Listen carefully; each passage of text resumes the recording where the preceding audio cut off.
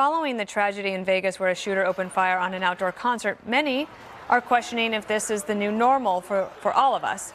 We saw this in Manchester at that Ariana Grande concert back in May, an event meant to be fun and carefree that turned into a horrible tragedy. The question tonight, can we do anything to prevent these types of incidents? Joining us is law enforcement analyst and former Green Beret, Lieutenant Colonel Scott Mann. Thank you, sir, for being with us tonight. If you go to a large event in an urban center, you are a soft target, and there's lots of different ways to try to protect ourselves, but ultimately, if somebody wanted to do this from that far away with that kind of weaponry, is there any way that we can further protect ourselves? Well, I mean, first of all, I'm afraid the game has changed. I wish I wasn't right about this, but I think I am. Is that, what was once off limits and stuff that happened, over there in other countries and other places, it's now here.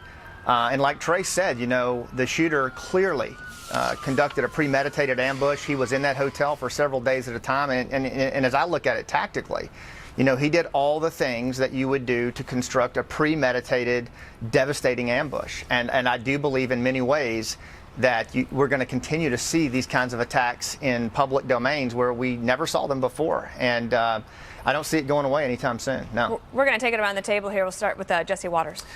Lieutenant Colonel, you say it's very premeditated tactically. He had no real military training from what we can tell so far. So how do you explain that? And number two, the elevation he had gave him such a tactical advantage to be able to shoot down.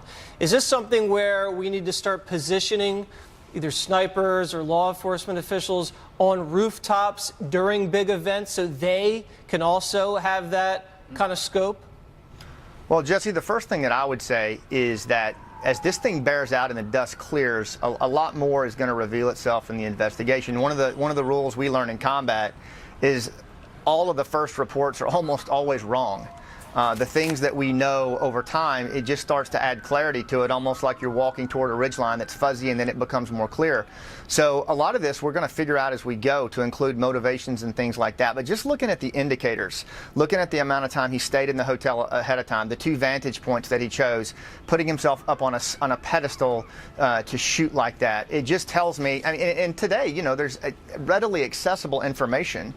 I believe it was either Dana or Kimberly said that you can find that stuff online pretty easily, right? But this guy certainly demonstrated a level of proficiency. I mean, over 50 killed, 500 wounded. I haven't seen a battle like that in Afghanistan that resulted in those kinds of U.S. casualties. Wow. Gutfeld.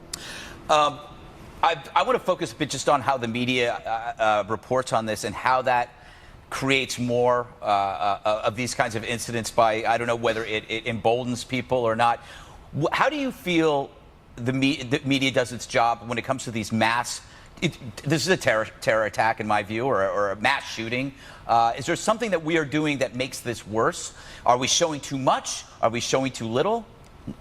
Yeah, Greg, I think what's going to happen, we're going to look back one day. We're so close to history now, but I do think history is going to show that the 24-hour news cycle, does have an impact on this kind of thing. And certainly, violent extremist groups like ISIS, Al-Qaeda, and I believe even if this guy does turn out to be a lone wolf, the fact that they can be on the ticker, right, so to speak, within a matter of seconds, and then they can reach around the world, it's not lost on them. And I mean, look at Al-Hayat media for ISIS. I mean, they get better and better at real-time horrorism that they put on YouTube and mobile devices. So yeah, I do believe that the 24-hour news cycle does play a role on this. I think the thing we have to guard against more than anything else in the initial moments when this happens is speculation.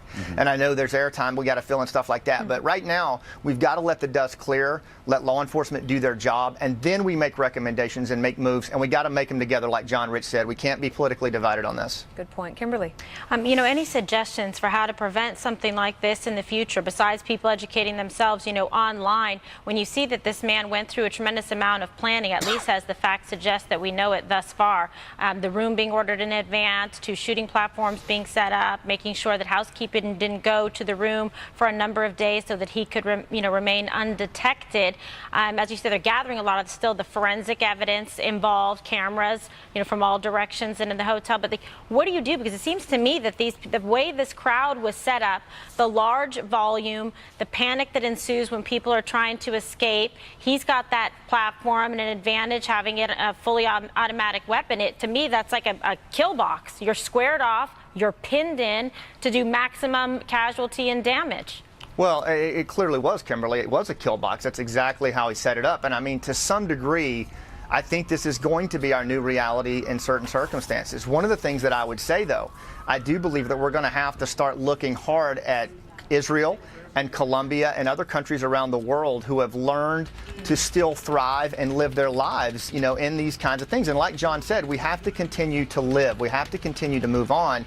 And you think about the number of folks today who were plugging bullet holes with their fingers, who were carrying wounded on improvised litters, who were giving comfort to dying strangers in their final moments. It's going to be everyday Americans that have to step up and step into the breach and deal with this kind of thing. Congress is not going to solve this problem. It's going to be us coming together as people and figuring out different ways to continue to thrive. That's just how it's going to have to go. Wow. Juan Williams. So, Colonel, you know, it's so curious to me in terms of what's allowed in the state of Nevada, because I see here that license is not required to purchase or possess a rifle, shotgun, handgun, and even a machine gun, it says, not prohibited if registered. So did it make a difference in terms of the laws there that this event occurred in Nevada? You know, Juan, I don't think it did. I mean, and again, you know, careful of speculation here because investigation will bear this out.